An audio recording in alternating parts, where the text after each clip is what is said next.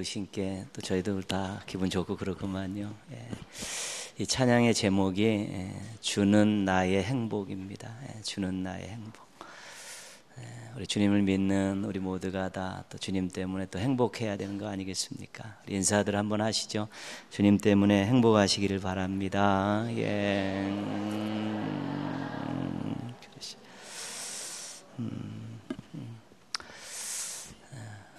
이번 주 요절이 예레미야 32장 19절 말씀입니다. 1월 달은 계속 하나님에 대한 고백, 하나님 어떤 분인가 이런 부분으로 요절들을 다 이렇게 구성해 놨는데요. 예레미야에서는 또 하나님을 어떤 분으로 고백하고 있는가 한번 같이 좀 긴데요. 또 이렇게 한번 보시면 다 하실 수 있는 그런 내용입니다. 주는 책략에 크시며, 시작. 주는 책략에 크시며 하시는 일에 능하시며 인류의 모든 길을 주목하시며 그의 길과 행위의 열매대로 보응하시느니라. 예레미야 32장 19절 말씀. 아멘. 네 가지 동사 보시면요, 크시며, 능하시며, 주목하시며, 보응하시나이다. 하나님의 그 고백을 네 가지로 해놓고 있죠. 이 고백의 내용은 예레미야의 기도 가운데 나오는 고백입니다. 예레미야가 남유다의 마지막 임금인 시드기야 때 이제 바벨론이 침략을 했죠. 두 번째 침략을 해서 거의 나라가 멸망될 지경에 이르릅니다. 그때 예레미야가 시드기야를 향해서 아무 일도 하지 마라. 하나님께서 허락하신 일이니까, 예레미야가 하나님 허락하신 일이니까 아무 일도 하지 말고 바벨론에게 항복하라는 것입니다. 하나님께서 쓰신 몽둥이기 때문에, 하나님이 하신 일이기 때문에 하나님께 거역하지 말고 다른 짓거리 하지 말고 항복하고 나라를 넘기라는 그런 취지의 말을 했죠. 그러니까 시드기야가 화가 나서 예레미야를 지금 시위대 뜰에다 가둬놨습니다. 밖에 나가지 못하도록 시위대 뜰 안에 있는 거의 감옥과 같은 곳에 이제 가둬놓았죠. 왜냐하면 매국노 느낌 아니겠습니까? 강대국이 쳐들어왔는데 아무 대항도 하지 말고 항복해라. 하나님의 뜻이다. 그러니까 화가 나서 어쩔 수 없이 가둬놓았죠. 그때 예레미야가 이 갇힌 시위대 뜰 안에서 하나님 앞에 기도하는 내용입니다. 하나님, 제가 슬픕니다. 하나님, 제가 마음이 아픕니다. 나라의 멸망을 바라보는 이 눈물의 선지자가 주 앞에 눈물로 기도하는 내용입니다. 그러면서 그 기도의 첫머리에 한 3절에 걸쳐서 하나님이 어떤 분이신가에 대해서 고백을 하고 있습니다. 첫 번째 고백은 창조주 하나님. 하나님 창조주 아니십니까? 전능하신 분 아니십니까? 하나님 늘 은혜 풍성하신 하나님 아니십니까? 그리고 세 번째 고백이 오늘 이 5절 말씀입니다. 하나님께서 책략에 크시다. 계획을 아주 크게 가지고 계신 분이라는 것이죠. 하시는 일마다 능력 있게 행하시는 분이고요.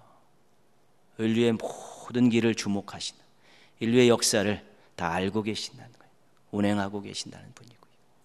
한 인생의 그 길과 행위의 열매대로 나중에 전부 다 회개하시는 분, 판단하시고 심판하시는 분. 예레미야가 전지전능하신 하나님, 은혜가 풍성하신 하나님, 한 인생의 처음과 끝과 한 나라의 처음과 끝과 온 인류의 모든 역사를 다 알고 주관하시는 하나님, 그게 지금 고백을 하고 있습니다. 그런 하나님께서 왜 이 택한 백성을, 이 나라를 멸망시키십니까? 왜 이 택한 백성이 포로로 잡혀가서 고생하게 하십니까? 예레미야는 물론 하나님이 하시는 일을 그대로 다 전하는, 핍박을 받더라도 그대로 전하는 신실한 하나님의 일꾼이었는데, 이 시위대 뜰에 갇혀서 정말 나라가 멸망하는 걸 바라보며 눈물을 흘리면서 했던 기도 가운데 전지전능하신 하나님, 인생과 역사의 처음과 끝을 다 주관하시는 하나님, 은혜가 풍성하신 하나님, 왜 이 나라를 멸망시키시고 왜 이 백성을, 택한 백성들을 고생시키십니까? 그런 취지의 기도를 드리고 있는 것이지요. 그때 이제 예레미야의 고백이 오늘 요절이죠. 하나님, 크신 하나님, 능하신 하나님, 모든 것 주관하신 하나님, 마지막에 모든 것들의 결론을 맺으시는 하나님, 그 고백이 있는데, 이 예레미야 32장 19절 이 고백이 실은 하나님에 대한 모든 것들이 다 들어있는 그런 고백입니다. 전능하신 하나님, 인류의 모든 것들을 다 주관하시는 하나님, 마지막 날 인생과 국가의 역사의 모든 것들을 다 심판하시는 하나님께 고백하고 있는 것이지요. 우리의 인생의 시작과 끝이 하나님의 장중에 잡혀 있습니다. 한 나라의 흥망성쇠가 하나님의 장중에 잡혀 있고요, 인류의 모든 역사가 다 하나님이 주관하시는 역사입니다. 그렇기 때문에 그런 하나님을 믿는 우리들이 때로는 이 믿음과 이 고백과 행동이 다를 때가 있습니다. 마찬가지죠. 예레미야도 너무 가슴이 아프니까 왜 이렇게 힘이 있으시고 은혜가 풍성하시고 모든 거 다 아시는 하나님께서 이 나라를 이 꼴로 만들어 놓으십니까? 항변했듯이 때로는 우리들도 하나님에 대한 고백을 갖고 있지만 때로는 삶 속에서 다른 행동을 얼마든지 할 수 있다는 것입니다. 은혜를 베푸신 하나님인데 감사할 줄 모르고 그냥 살기도 하고, 능력 있는 하나님을 믿는다 해놓고 인생의 작은 일 앞에서 한숨 쉬고 근심하고 걱정하고 불평하고 원망하는 그런 일들을 우리가 얼마든지 할 수 있다는 것이죠. 그게 우리의 연약함입니다. 분명히 하나님이 어떤 분이라는 것을 알고 믿는다고 고백을 했는데 때로는 삶 속에서 그 하나님에 대한 그 믿음의 그런 반응들이 나오지 않을 수 있다는 것입니다. 그래서 우리의 연약함이 있기 때문에 늘 우리의 연약함을 도우시는 성령님께 간구하면서 고백대로 믿음대로 행동하게 해주십시오. 하나님을 알고 믿는 대로 그렇게 말하고 그렇게 생각하고 그렇게 행동하게 해주십시오라고 끊임없이 이렇게 기도하면서 그 고백과 믿음과 행동이 일치할 수 있도록 우리가 그렇게 성장하고 성숙해 가는 것들을 훈련해 나가야 되는 것입니다. 세상에 있는 많은 사람들이 교회에 대해, 신앙인들에 대해서 불신하는 이유 중에 한 가지가 그거 아니겠습니까? 맨날 사랑의 하나님 사랑 타령하면서 교회 안에서는 맨날 싸움박질하고 있고 사분오열 쭉쭉쭉쭉 찢어져 가지고 교회들이 다 난리를 치는데 사랑의 하나님 외치면서 하나님이 당신을 사랑하십니다라고 전도할 때 그렇게 외쳐놓고 자신들은 맨날 싸움박질이나 하고 있고 주변에 있는 어려운 사람들 사랑하지도 않고 그러고 사니까 우리의 믿는 바, 우리의 고백하는 바 하나님과 우리의 행동이 틀리니까 그것 때문에 실은 많은 또 질책을 받고 있는 것이지요. 개인적으로 하나님을 어떻게 고백하시는가, 내가 그 하나님을 그렇게 고백하고 그렇게 믿으면 내가 삶 속에서 어려움들을 만나고 힘든 일을 만났을 때 그 하나님에 대한 제대로 된 그런 반응과 행동과 태도들을 보이고 있는가, 이런 부분들을 우리가 늘 살펴야 되는 것이죠. 우리 입술과 우리 행동이 틀려지면 안 되고 우리가 믿는 바 하나님, 또 우리가 그 하나님에 대한 우리의 태도가 이게 자꾸 편차가 커지면 그 신앙이 아닌 것입니다. 그것은 말뿐인 신앙, 생각뿐인 신앙이고요, 허울 좋은 신앙이지 그 하나님을 믿었어, 능력의 하나님을 믿었으면 그 하나님께 맡기고 그 하나님 역사하시고 기다리고 또 부르짖어 기도하면서 하나님 또 해결해 주실 것을 또 소망 가운데에서 기다릴 줄 아는 그런 모습들이 있어야지만이 그것이 올바른 고백과 올바른 삶의 모습이 될 수 있는 것입니다. 그래서 우리가 하나님을 전능하신 분으로 믿는다면 우리 인생 가운데 일어나는 그 모든 일들을 그분께 맡겨야 되지 않겠습니까? 그분께 기도해야 되지 않겠습니까? 그리고 기다려야 되지 않겠습니까? 그 뭐 당연한 것이고요.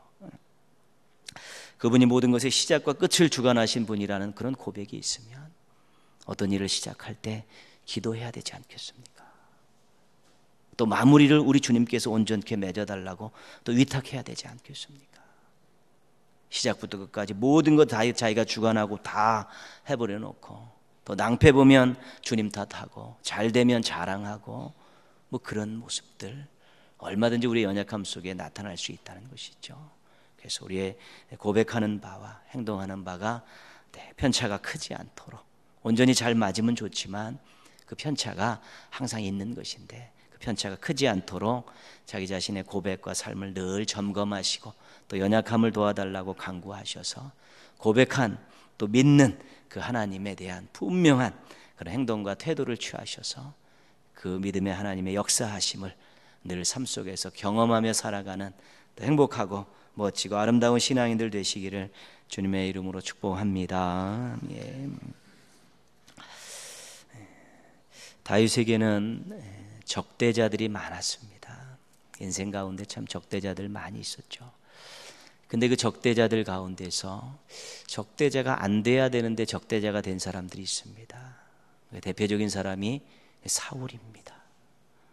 사울이 영적으로 시달릴 때 그를 치료했었고 전쟁에서 승리를 안겨준 1등 공신이었고 사울의 사위였습니다. 사울의 입장에서 쉽게 적대자로 돌릴 만한 세력은 아니었는데 사울은 자기 자신의 이 왕권에 대한 도전 세력으로 보고 다윗을 미워했고 결국 죽이려고 했었지요. 다윗이 참 어떻게 보면 할 것 다 하고 도와줄 것 다 도와주고 유익을 안길 대로 다 안겨주었는데도 불구하고 적대자로 그렇게 삼은 대표적인 사람이 사울이었다는 것이죠. 어떻게 보면 불행한 인생일 수도 있습니다. 그리고 또 압살롬과 아도니아도 빼놓을 수 없습니다. 이 압살롬과 아도니아는 아들들입니다. 압살롬은 다윗의 왕권에 도전했었고요. 아도니아는 다윗의 말년에 그 후계자를 정할 때 다윗의 뜻을 거스리고 또 반역죄를 일으켰던 그런 아들들이죠. 그 아들들이 다윗의 적대자가 됐다는 것입니다. 가장 많은 은혜를 베풀어 준 사람에게 미움을 받고 또 가장 사랑을 많이 주었던 자식들에게 또 미움을 받고 도전을 받았던 그 사람이 바로 다윗이었다는 것이죠. 그렇지만 다윗은 늘 성전 중심으로 살았습니다. 성전 중심이라는 것은 언약궤 중심이었죠, 그때는. 그리고 그것이 하나님 중심으로 살았습니다. 항상 하나님 중심으로 하나님 먼저 생각하는 그런 마음으로 살았는데 그 생각에 그 신앙에 중요한 것 나온 열매가 한 가지 뭐냐면 자기들의 적대자에 대해서 자기의 적대자에 대해서 미움을 품지 않고 보복하지 않았다는 것입니다. 그것이 다윗이 하나님 중심의 이 신앙에서 나온 아주 중요한 열매입니다. 하나님께서 기름 부은 자를 내가 손댈 수 없다는 것이죠. 자식들도 실은 자식에게 그랬죠. 미워하지 않았습니다. 압살롬 죽었을 때는 막 펑펑 울죠. 시금전폐하고 막 울죠. 그러면서 절대로 자기의 대적자들에 대해서 미움을 품는다든가 보복하는 마음을 갖지 않았다는 것이죠. 그럼 그건 무슨 뜻인가 하면 하나님께서 해결해 주십시오. 하나님께서 저를 보호해 주시고 하나님께서 그들을 하나님 뜻 가운데서 처리해 주십시오. 이것이 다윗이 적대자들에 대한 태도였다는 것이죠. 그것이 아주 그에게 있어서는 아주 중요한 것이었습니다. 적이 많았지만 하나님께서 늘 보호하셨고 그들을 미워하지 않음을 통해서 그는 자신의 신앙을 지킬 수 있었던 것입니다. 하나님의 뜻을 받들어 가는 길에 어려움이 있을 수 있습니다. 특별히 사람의 어려움이 가장 힘든 어려움입니다. 그러나 그 사람들에 대해서 적대감을 갖지 않도록 조심해야 되고요. 미워하지 않도록 조심해야 되는 것입니다. 왜냐하면 자기만 손해보기 때문에 그렇습니다. 이 미움과 적대감은 신앙의 뿌리를 흔드는 아주 중요한 세력들입니다.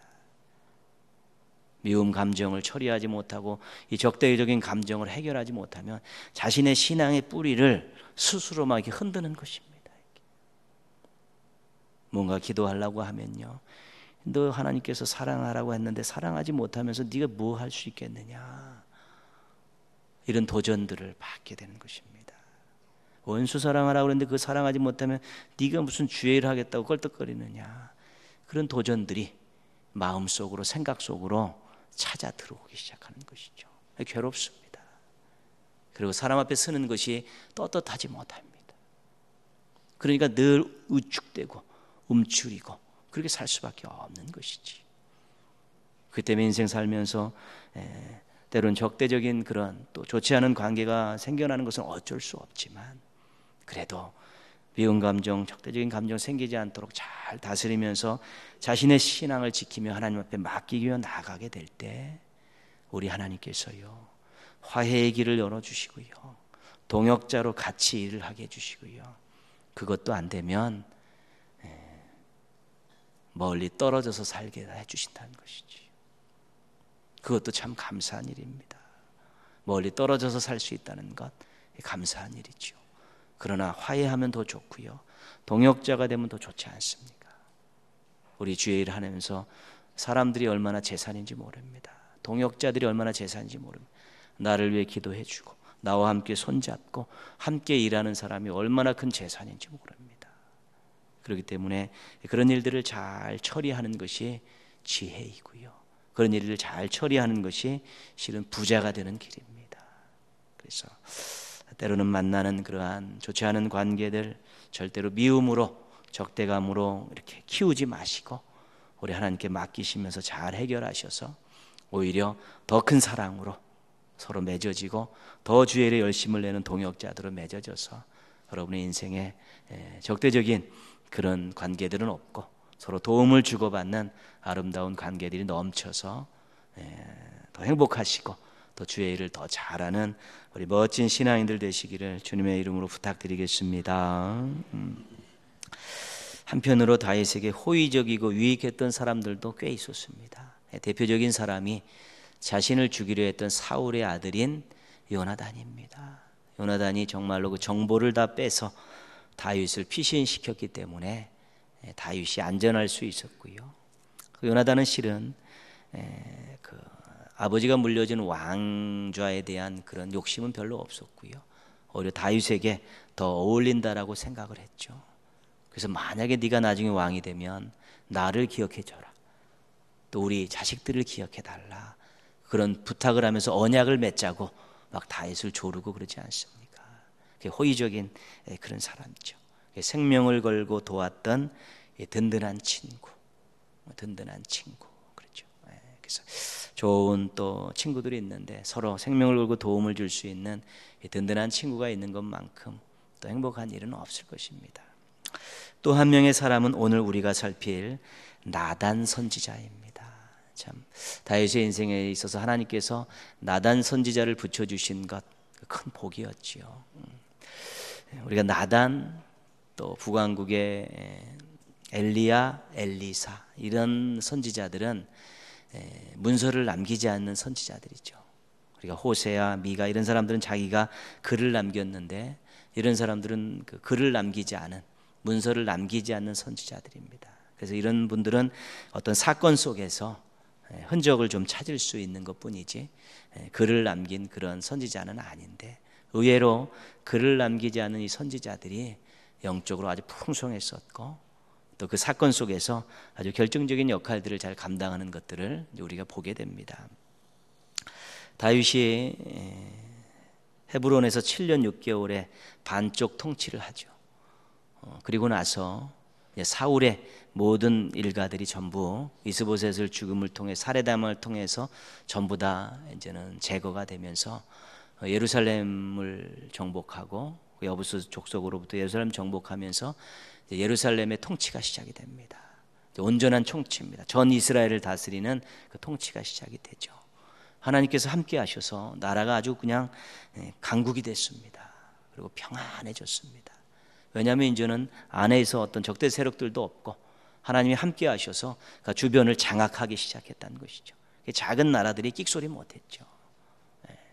블레셋 같은데 뭐 다윗 때는 끽소리 못했죠. 사울 때까지는 기세등등했었는데요. 그때 다윗의 마음이 불편했습니다. 나라는 든든하고 마음은 평안한데 아주 든든했죠. 아주 불편했습니다. 그 불편한 마음을 누구하고 상의하냐면 나단하고 상의를 합니다. 나단하고 이렇게 앉아가지고 나 불편하다, 나 불편합니다, 이 얘기해 보십시오. 그때 다윗이 뭐라고 얘기하냐면, 나는 백향목 궁에 사는데 하나님의 괴는 휘장 가운데 있는 게 마음에 걸립니다. 불편하고 하나님께 죄송합니다. 그 얘기를 하죠. 나단이 하나님께 기도해 보겠다. 나단이 하나님 앞에 기도하지 않습니까? 그리고 와서 하나님의 말씀을 듣고 와서 다윗에게 이제 전해주죠. 그 아주 귀한 말씀을 전해줍니다. 말씀의 핵심은 그렇습니다. 내가 여태껏 성막에 살고 휘장에 살면서 여기까지 왔는데 내가 그 누구에게도 집을 지어달라고 얘기한 적은 없다. 근데 다윗이 나를 위해 집을 지어준다고 하니까 정말 고맙게 생각한다. 그래서 그 다윗에게 내가 이스라엘의 주권자로 세워주겠다.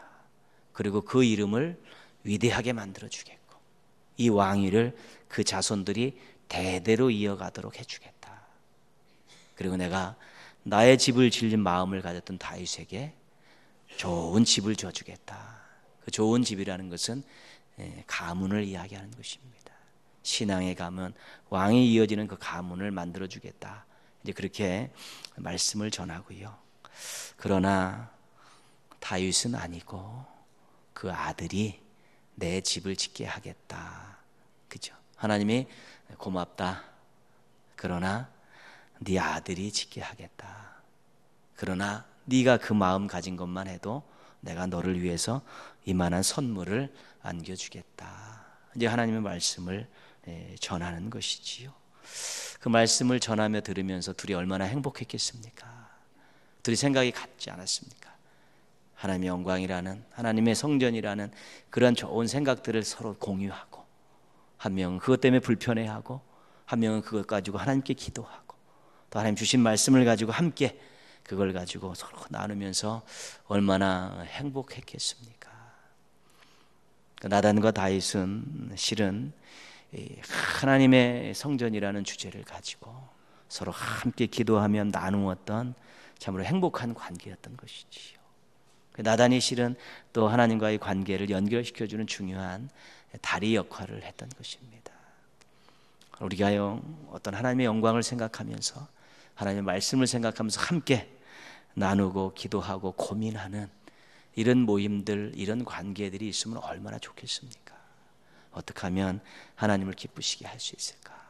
난 이런 것들을 하나님께 하고 싶은데 어떻게 하면 좋을지 모르겠다라고 또 그거 갖고 나누고 서로 기도하고 고민하면서 그렇게 하나님의 영광과 하나님 기뻐하시는 일들을 함께 나누며 기도할 수 있고 또 그것 때문에 또 말씀 놓고 또 함께 나눌 수 있는 그런 관계들은 정말 행복한 관계입니다. 자신의 이익만 가지고 서로 만나면 싸움이 날 수밖에 없지만 하나님의 영광과 하나님의 기쁨이라는 그런 공통 주제를 가지고 만나서 나누고 기도하다 보면 둘 다 행복한 것입니다. 믿음도 부쩍 자랄 수 있고요. 우리가 그 일을 어떻게 하면 할 수 있을까? 또 한번 힘을 모으다 보면 또 그 일을 하면서 참 행복하고 또 복된 그런 시간들을 많이 만날 수 있는 것이지요. 만나서 무슨 얘기들을 많이 하십니까? 만나면 무엇을 나누고 있습니까? 정말로 하나님 영광, 하나님 기뻐하시는 일들을 서로 고민하고 나누고 만나고 기도하고 그 나눌 수 있는 그것만큼 좋은 관계는 없고 또 그것만큼 행복한 일은 없는 것이지. 그래서 교회 작은 그룹들이 모임들이 그런 모임들이 많으면 좋습니다. 뭐 개모임처럼 우후죽순처럼 솟아나면 나중에 교회가 다 4분 5일 쩌개지는 교회 안에 사적인 모임들은 나중에는 교회를 다 분리시키는 그러한 역할들을 할 수밖에 없지만 하나님의 영광을 하나님의 기쁨을 나누는 그런 많은 모임들은 나중에는 응집력 있게 모아서 교회가 정말 하나님 기뻐하신 일을 할 수 있는 놀라운 밑거름이 될 수 있는 그런 모임들과 관계들이 될 수 있는 것입니다. 나단과 다윗이 하나님의 성전을 놓고 참으로 함께 했었던 그 시간들, 우리가 그 말씀만 쫙 나와 있지만 이것들을 서로 이야기하면서 하나님 말씀을 전하면서 얼마나 행복했을까, 얼마나 가슴에 감동이 밀려왔을까, 이런 거 한번 다시 한번 생각해 보시면서 신앙의 버팀목이 되어지고 또 다리가 되어지면서 함께 하나님의 영광과 기쁨을 나눌 수 있는 좋은 관계들, 또 작은 모임들 또 많이 만드십시오. 또 그것이 정말 행복하고 성장하고 하나님께 영광이 되는 아주 좋은 일들이 되어질 수 있게 될 것입니다. 한번 찾아보시고 옆에 있게 해달라고 강구해 보시고 누군가에게 나도 그런 사람이 되겠다고 결단해 보십시오.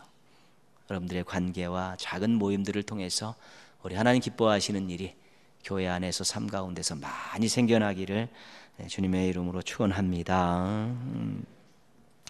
다윗이 평안할 때 성전 건축을 생각했습니다. 근데 또 평안할 때 실족했습니다. 너무 평안해갖고 거닐다가 목욕하는 여인을 보았죠. 그래서 그걸 절제하지 못하고 왕실로 데려다가 자기 사람으로 취하게 됩니다. 근데 유부녀였습니다. 자기의 충실한 부하의 아내였는데 그 여인이 임신을 하게 됩니다. 그것을 감추려고 결국은 우리아라는 그 장수를 전쟁에서 죽게 만들죠. 우리아가 죽고 그 여인을 자기네 왕궁으로 데려와서 아내로 삼습니다. 완전 범죄가 일어난 것이지요. 다윗의 입장에서는 완전 범죄였습니다. 우리아가 죽고 그 여인을 이제 죽었으니까 내가 데려온다, 그런 의미로 데려왔기 때문에 완전 범죄였었죠. 그때 다윗 앞에 나타난 사람이 나단입니다. 그렇게 하나님의 성전을 놓고 함께 나누고 기도했던 그 나단이 다윗 앞에 나타났죠. 하나님의 보내심을 받은 것이지요. 이야기를 하나 합니다. 양과 염소가 소가 많은 부자가 있었는데 손님이 왔다. 그런데 암양 새끼 한 마리밖에 없는 가난한 자의 그 암양 새끼를 뺏어다가 잡아서 손님을 대접했다. 다윗이 그 소리를 듣고 그따위 자식은 죽어 마땅하다, 그렇게 막 분노했죠. 경노해서 막 그렇게 막 외쳤습니다.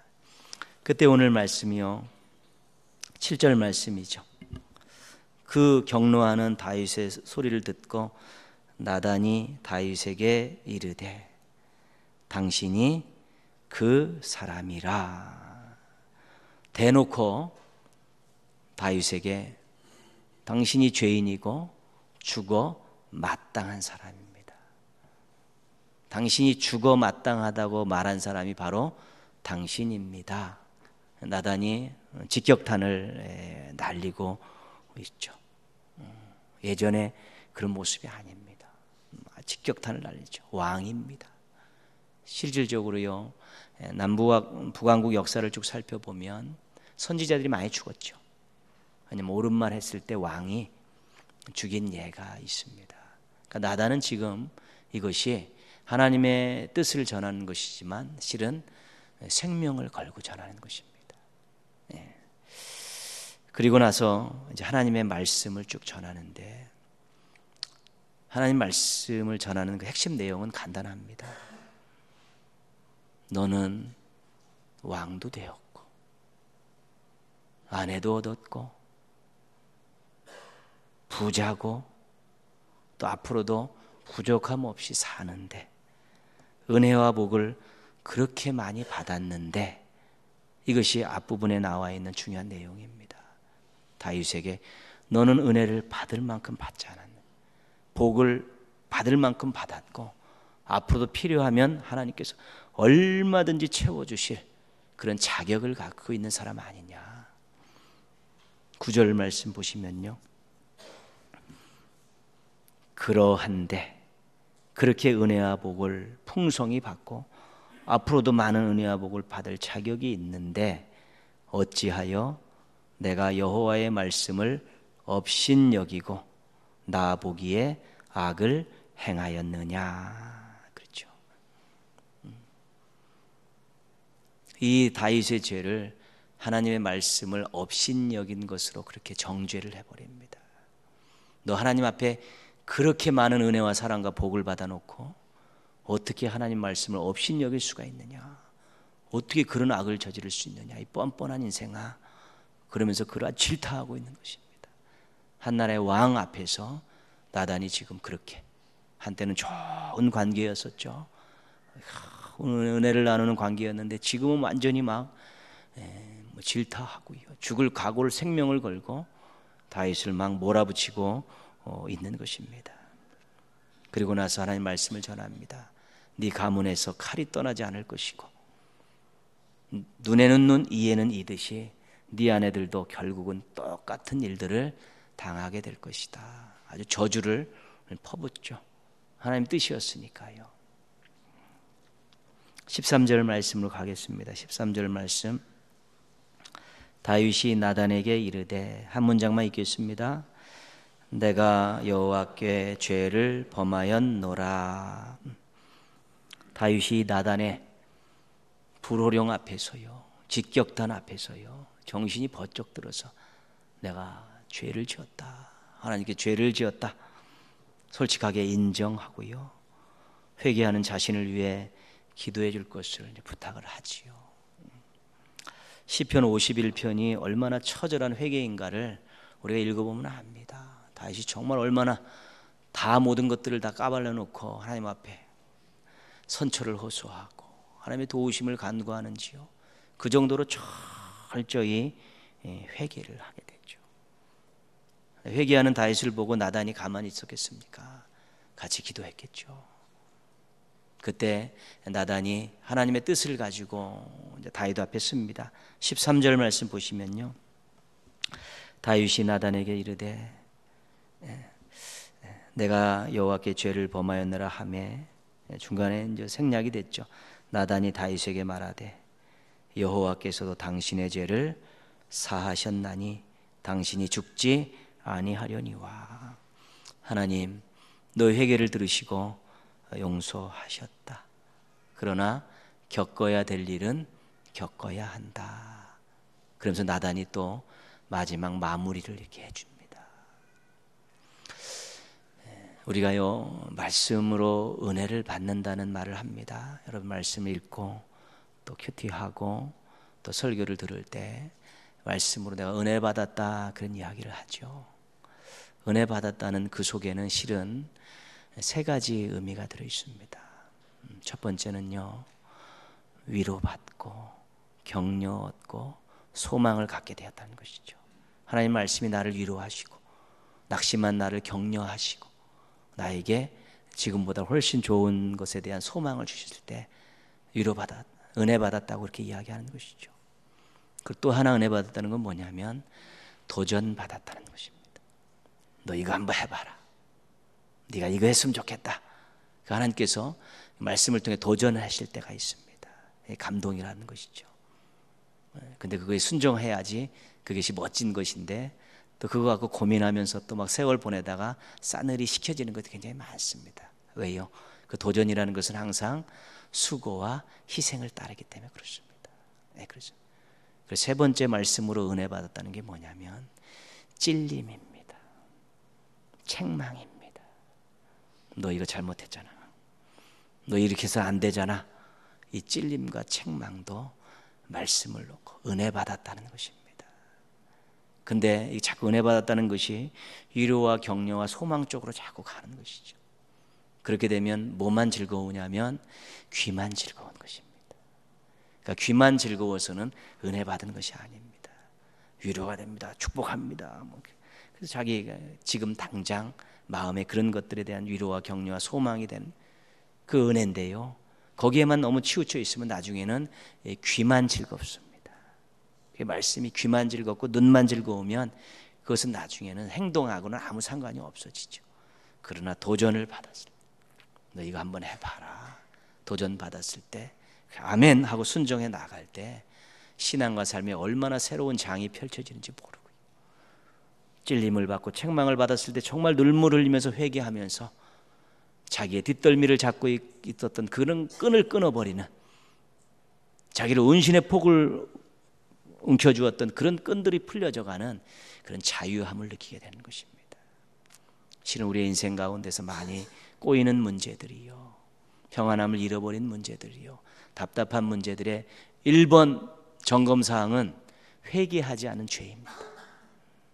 잊어버린 죄, 무심코 넘어간 죄, 그냥 대수롭지 않게 넘어간 그런 죄들이 실은 살아서 역사하기 시작하면 우리를 꽉 옥죄어 가지고 평안을 잃어버리고 자유함을 잃어버리게 하는 것이 많습니다.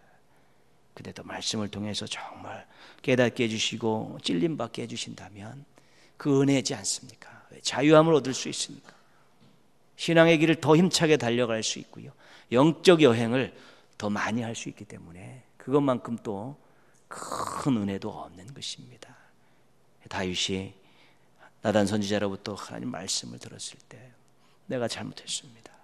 시편 51편을 그 회개의 눈물로 쓰면서 그가 그렇게 섰을 때 하나님께서 용서한다, 용서한다.